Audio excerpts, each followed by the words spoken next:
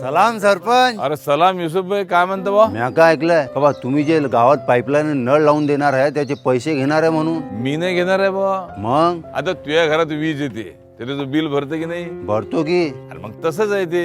आता तुमच्या घरात पाईपलाईन टाकणं, त्याला नळ लावून देणं, हाच खर्च शासन आणि 10% लोकवर्गणी यातून होणार आहे.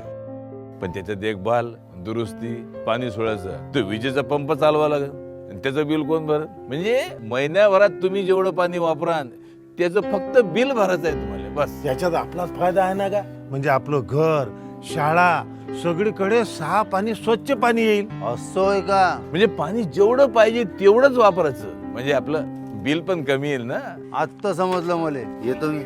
जलजीवन मिशन अंतर्गत आता केंद्र आणि राज्य शासनाच्या संयुक्त प्रयत्नातून गावागावातील प्रत्येक घरात नळाद्वारे प्रतिदिन प्रति व्यक्ती 55 लिटर शुद्ध पाणी पोहोचत आहे. थांबली पायपीट दूरवरी, नाही हंडा डोक्यावरी. जलजीवन आले घरोघरी. माझी योजना माझी जबाबदारी. पाणी पुरवठा व स्वच्छता विभाग, महाराष्ट्र शासन. दोंडाईचा इथं राहुल गांधी यांची भारत जोडो यात्रेला मोठा प्रतिसाद मिळत असून आप्पासाहेब मैदानावरनं भारत जोडो यात्रेला सुरुवात करण्यात आली.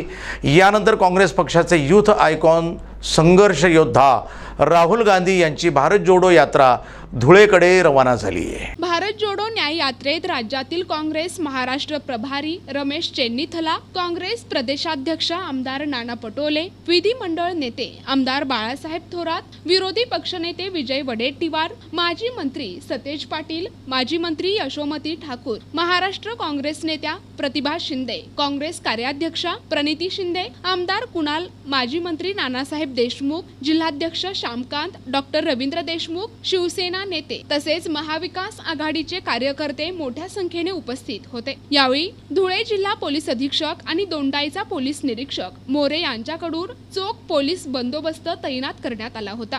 जी काही यात्रा ही सुरू झालेली, कशा पद्धतीने नियोजन असणार आहे, काय तुम्ही सांगाल याबद्दल? महाराष्ट्रातला आज पहिलाच दिवस आहे.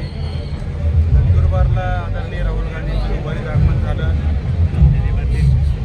श्रीमती इंदिरा गांधी असतील, राजीवजी गांधी असतील, सोनियाजी गांधी असतील किंवा राहुलजी गांधी असतील, यांनी राजकीय जीवनामध्ये जेव्हा जेव्हा महाराष्ट्रातून सुरुवात केली ते त्या वेळेस नंदुरबारपासूनच सुरुवात करतात आणि ते शुभसंकेत या महाराष्ट्राने आणि देशाने बघितलेला आहे. आज देखील एक योगायोग आहे किंवा मी असं म्हणतो एक दुग्ध शर्करा योग आहे की नेहमीच आदिवासी भागामध्ये थांबणे, त्यांच्याशी संवाद साधणे आणि त्यानंतर ते आज अशा शहरामध्ये आलेले आहेत की दोंडाईचं शहर हे ओबीसी बहुल शहर आहे आणि अशा ठिकाणी ते मुक्काम करत आहेत. हा निश्चित आमच्या दोंडाईचा घर, शिंदखेडा तालुका आणि धुळे जिल्ह्याच्या दृष्टीने ही आम्हाला सर्वांना अभिमानाची गोष्ट आहे, अतिशय गर्वाची गोष्ट आहे आणि म्हणून उत्स्फूर्तपणे लोक या ठिकाणी रस्त्यावर आलेले आहेत. आणि राहुल गांधींचा जो विचार आहे, या देशामधलं संविधान, या देशामधली लोकशाही वाचवणे आणि ज्या माध्यमातून सरकारावर ते आले, त्यांनी ज्या पद्धतीने शेतकऱ्यांच्या संदर्भामध्ये चुकीची धोरणं अवलंबलीत, सामान्य माणसाच्या संदर्भामध्ये एवढ्या मोठ्या प्रमाणावर घोषणा केल्यात, पण महागाईमुळे सामान्य माणसाला पूर्णपणे नष्ट करण्याचं काम हे नरेंद्र मोदी सरकार या देशामध्ये करत आहे. युवकांच्या संदर्भामध्ये देखील तीच परिस्थिती आहे. असे अनेक प्रश्न आहेत. कांदा उत्पादक असेल, कापूस उत्पादक असेल, आमचा छोटा उद्योग करणारा छोटा इंडस्ट्रीवाला असेल, छोटा गॅरेजवाला असेल, अशा अनेक विविध याच्यावरती मोठा आघात करण्याचं काम या सरकारच्या माध्यमातून सातत्यानं सुरू आहे. म्हणून जनता ह्या देशामधली 100% बदल करेल आणि ह्या सरकारला हद्दपार केल्याशिवाय राहणार नाही. त्या माध्यमातून, दादागिरीच्या माध्यमातून, CD, ED, income tax, CBI या सर्व संस्थांचा वापर करून आमच्या विविध पक्षाच्या, विरोधी पक्षाचा आवाज बंद करण्याचं काम करत आहे.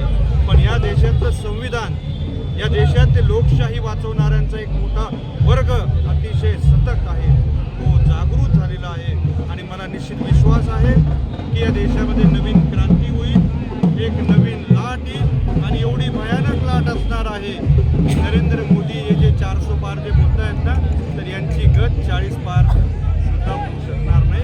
एवढा मोठा नवीन उत्साह मतदारांमध्ये संचारलेला आहे. प्रतिनिधी अख्तर शहा, NTV न्यूज मराठी, दोंडाईचा, धुळे.